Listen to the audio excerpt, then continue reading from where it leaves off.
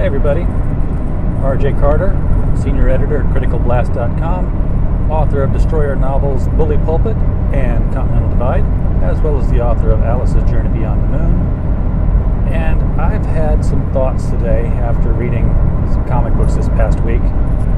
Specifically, I was reading Doomsday Clock and Heroes in Crisis. And it seems to me that DC has forgotten how to do the event crossover book. Now, I'm going to be all old man boomer here, but when I was in high school in the 80s, it seemed like the companies were just starting this whole crossover business, and they knew how to do it right away. You had Secret Wars over at Marvel, and you had Crisis on Infinite Earths over at DC. And every single title in their lineup touched on it. Not necessarily integral to it, but touched on it. You would go find your books and you'd say, oh, there's, the new Crisis on Infinite Earths. And look, Wonder Woman has the Crisis banner across it. Something must be going on in there. And it was probably nothing more than that the skies were red. It was a book you wouldn't have bought otherwise, but you bought it, and it sold because it was part of the crossover. And they were fun. It was a good story. With the crossovers, with the lack of crossovers you've got now, I'm not sure that these event comics at DC mean anything at all. I do not know that Heroes in Crisis is actually happening in current DC continuity because it touches none of their books. There was a Green Arrow issue where we went to Arsenal's funeral, but given the time travel nature of things going on with Wally West, who knows if any of this is going to be all undone or if it's just going to be something that happens in an alternate universe. Hell, Tom King's writing it. It could be a dream at the end of the whole thing. The thing is, there should be a Heroes in Crisis banner across every single major DC book, and the events of so many heroes dying should have an impact on all the interconnected character stories.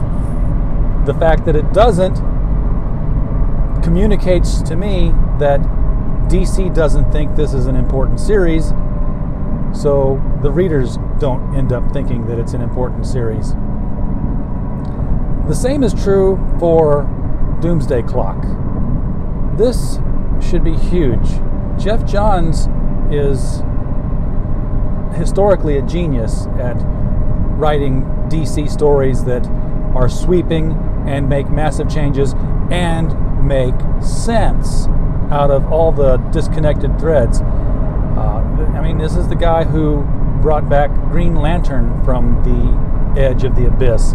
This is the guy who brought Barry Allen back from the dead and did not have to retcon anything to do it. So there's no reason why Doomsday Clock should not have some sort of a clock image banner across every major DC masthead, indicating that something about Doomsday Clock ties into these issues. We had the Batman Flash crossover with the Button. We had the Button appear at the end of Rebirth. All of these were promises that Doomsday Clock was going to be this huge thing that we were building up to. And it's a good story, but it should be more sweeping. And we don't even have any of the clues of the Superman theory happening in any of the DC books. And again, because we don't, readers aren't becoming aware of it through other books, and they don't think that it's an important story. And again, maybe DC doesn't think it's an important story, and they don't make the crossovers happen. I don't know what the numbers are on either of these titles, but I'm sure I could look up and find out that they're not selling at the level of Crisis on Infinite Earths. I'm sure they're not selling at the level of the crossovers that went with Crisis on Infinite Earths. And I get that these are two event comics that are selling simultaneously. I believe the Doomsday Clock is actually happening somewhat in the future from current continuity, which doesn't help. I don't know. Maybe I'm just waxing eloquent for the good old days that are gone. But if I were Prince of the Universe and there was going to be a DC or Marvel crossover event, I would be having huge editorial meetings to tie together all the characters' books and make sure that each of them had a little bit of the story to tell in all of them, so that we could make the cash grab, try to get readers interested in pulling in these lower selling books because of the fact that they tie into this larger, interesting crossover event. I'm sure that Marvel's War of the Realms is going to do that. I know that their Age of X-Men does that. That's why I put emphasis on interesting stories that are actually going to make a difference.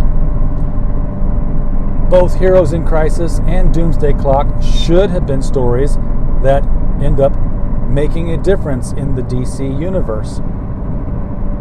And my gut instinct is telling me that neither of them is going to.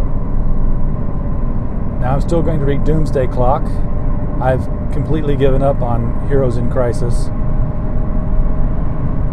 But I'd really like to see something